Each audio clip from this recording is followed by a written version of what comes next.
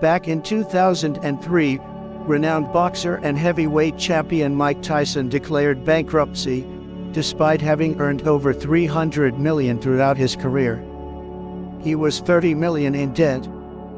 This situation raises an important question about money, as many of our actions and motivations in life revolve around the pursuit of it. But what's the point of having money if the real challenge is learning how to manage it? Why acquire wealth if we can't keep it? The real issue seems to lie in how we handle our finances. Americans now hold the highest credit card debt levels in history, which suggests that we haven't learned much from past mistakes. Debt is an unseen burden carried by the most vulnerable in society. While these figures primarily reflect the situation in the US and UK, it's essential to consider your own attitude towards money and its role in your life. What does money mean to you? Does it come into your life only to leave as soon as it arrives? Has it ever put you in a vulnerable position? Such vulnerability might have drawn you towards get-rich-quick schemes or gurus promising wealth if you just buy their course. While my channel addresses these themes to some extent, I've realized that our perception of money can be more critical than our ability to earn it. This is especially true when our brains are wired in ways that make financial prudence challenging. Does it matter if you earn over six figures a year if, by the year's end, there's nothing left to show for it? Where is the disconnect? Let's solve this mystery. Moreover, let's explore a better approach to understanding money, a framework often taught in personal finance but overlooked in formal education. Here's a question. What is money, or better yet, what does it represent when you buy something from Amazon or receive a paycheck for your time? What is the true significance of that money? Money is often defined as a medium of exchange, a tool that facilitates buying, selling, or trading goods between parties. But this definition doesn't fully capture what money truly represents. A better way to view money is as an expression of value. You exchange money for something because you believe its value is equivalent to the amount you're spending. Of course, the price isn't set by you alone but by the market. But focus on this point: money equals value. Why is this so critical? Because we often assign a moral significance to it. You probably heard the saying, money is the root of all evil. We see someone with immense wealth and assume they got lucky or took advantage of others. We rarely stop to ask what value was created to generate that money. Realizing that money is simply an expression of value is key to understanding that it's not inherently evil, nor does it make a person bad. Yes, there are scammers who convince you that what they offer is valuable, but that speaks more to their ethics than to money itself. Money merely expands your options and increases your opportunities. The way you use money reflects your own morality. So, money is a reflection of value. But how does this help someone living paycheck to paycheck or drowning in credit card debt? Simply saying money equals value doesn't change much. It might shift your perspective, but what part of that is practical advice to address that? Let me ask you this. What is your relationship with money? Money will enter your life, and it will leave as well. This dynamic is often reflected by your income and expenses. Another useful way of looking at this, which I particularly like, is through your production versus your consumption. Most of the time, money enters your life because you produced some kind of value, usually in the form of labor, a job. Money exits your life when you consume something, like a Netflix subscription, a new vehicle, or a house. In many ways, we can assess someone's net worth as a reflection of their balance between consumption and production. Think back to the statistics I mentioned at the beginning of this discussion. Which part of the consumption versus production equation do you think is the issue here? Reflect for a moment. Think about all the money that has entered and left your life. How much of that do you still hold today or have invested in assets? Which side of this relationship do you feel needs adjustment or improvement? Most likely, it's a bit of both. But for many of us, the bigger issue lies in our consumption habits. Remember that CareerBuilder study that found 78% of American workers were living paycheck to paycheck. It also revealed that even among workers making over $100,000 a year, 1 in 10 were still living paycheck to paycheck. You might argue that someone earning 6 figures could still want more, but when you're earning significantly above the average wage and cost of living yet find yourself spending it all, it suggests your relationship with consumption needs fixing before considering your production habits. As many wealthy celebrities who have filed for bankruptcy illustrate, producing wealth means little if you have an issue with consumption. A rat race is an endless, futile pursuit. Often, people equate the rat race with a 9-to-5 job, a comparison commonly used by some to convince you to buy their programs and books. But that argument is quite unfair. It ignores the fact that many people are either happy with their jobs or have different ambitions beyond their 9-to-5. The real rat race, though, is being financially on the edge, living one paycheck away from being broke. It's that feeling that as soon as money enters your life, it disappears just as quickly. The more responsibilities you have, the riskier this becomes. Losing a job, an unexpected health issue, or any sudden event could throw your finances into chaos. Consider the mental toll of living so close to the edge financially.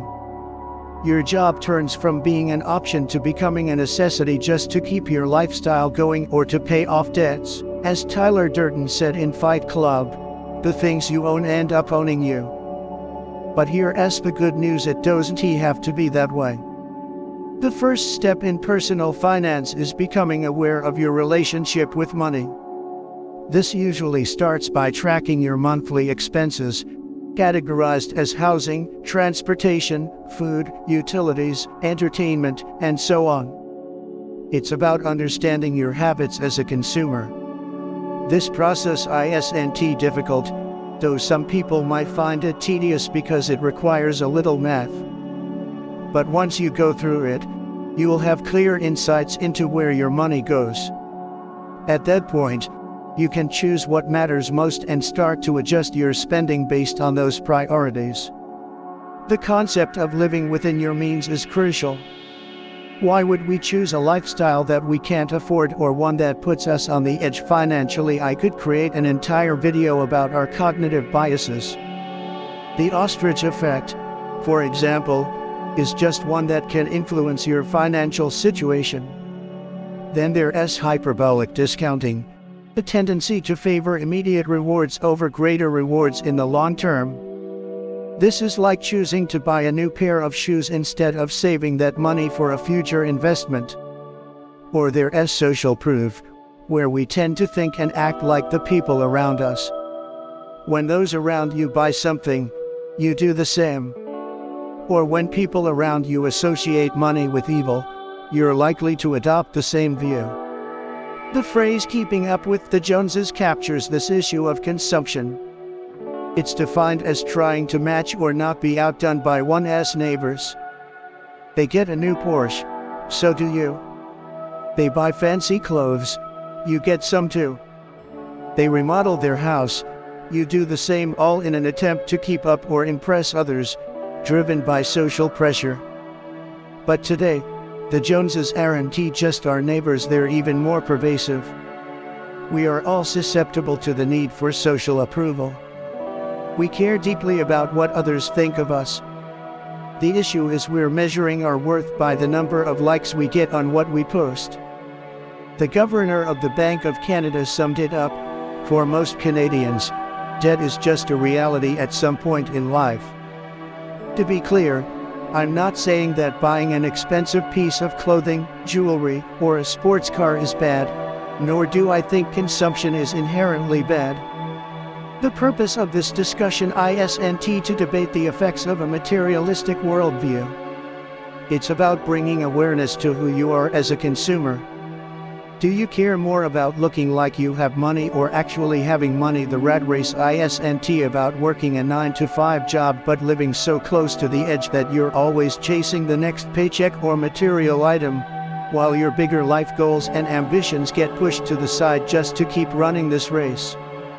A budget and tracking your expenses have consistently proven to help break out of this cycle. It's fun to talk about making money or dreaming of being wealthy, but what's the point if your spending habits as a consumer lead to losing it all or having to work non-stop just to maintain that lifestyle that is the real rat race? But with that said, let's talk about how to earn money. Now, the principles we teach here and have been for nearly 30 years are proven. Personal finance channels like Graham Stephan or Dave Ramsey are fantastic for learning how to manage the consumption side of your finances. But if there's one thing I wish they'd talk more about, it's how to actually make money. And I understand why they don't. It's simpler to reduce your spending than it is to increase your income. When you're speaking to a broad audience, the advice that works for the majority is usually the best option. That's why we see entire communities centered around frugality. The FIRE Financial Independence, Retire Early community serves as an example of this, a movement that embraces living very frugally, saving, and investing as early as possible, with the goal of retiring at the earliest opportunity. Minimalists also share a similar perspective to the FIRE community, although theirs is more deeply rooted in philosophical beliefs about life and materialism in general. Individuals like Graham Stephan or Dave Ramsey advocate strategies that involve living frugally, saving significantly, and investing for the long term. There's absolutely nothing wrong with this approach. It works for a broad range of individuals with different income levels. However, let's be real. Graham Stephan doesn't make $100,000 to $200,000 a month from YouTube by simply clipping coupons or living an extremely frugal lifestyle. Nor does Dave Ramsey rely solely on these tactics to build a net worth of approximately $55 million. These individuals are leveraging large-scale production methods. In my video The Untold Truth About Money, I discussed how money is linked to your perceived value in the market, and the best way to enhance your value is by identifying a market need, creating a solution for that need, and selling that solution on a large scale. This is the path of entrepreneurship. A successful business at scale can generate significant value for society, allowing your production side of the equation to grow exponentially compared to a traditional job. But this is not a path that everyone can or should pursue. It's about assessing your own abilities and whether entrepreneurship aligns with your goals. That being said, increasing your production doesn't have to come strictly from owning a business. Graham Stephan, for example, uses YouTube as a platform to produce content, in his case, videos about personal finance on a large scale. This is one reason I also chose to create content on YouTube. It's a medium to produce content, specifically documentary-style videos at scale, to a point where I can now do it full-time and develop a business around it. Producing is about offering value to the market in some form. I utilized my skills in acting, presenting, storytelling, and video editing to craft videos that I hope are both entertaining and educational. Thankfully, the market responded positively. Your way of producing might involve developing an app or software that addresses a problem you believe the market will pay to solve. Or perhaps you could create a fitness brand that is exceptionally well branded and engages its community better than most other fitness brands, as seen with Ben Francis and what he accomplished with Jim's Heart. For most people, labor in the form of a traditional 9-to-5 job will be their main source of production. But this doesn't mean your capacity to produce ends there. Understanding yourself as a production unit allows you to reframe your entire perspective on the financial equation. If your labor job doesn't offer an opportunity for upward growth, consider reskilling or upskilling to increase your production output, potentially moving to a new job. And if you do go down this route, you don't necessarily have to aim for the highest salary bracket if that's not what you want. Some people, like those following the FIRE movement, choose to go for jobs with a better work-life balance, knowing they'll never be extremely wealthy but can still retire early thanks to frugality. It's all about assessing your personal values and defining your production goals accordingly. Production and consumption are deeply intertwined, with production being the crucial aspect of how you earn your income, allowing you to save, invest, and, yes, consume.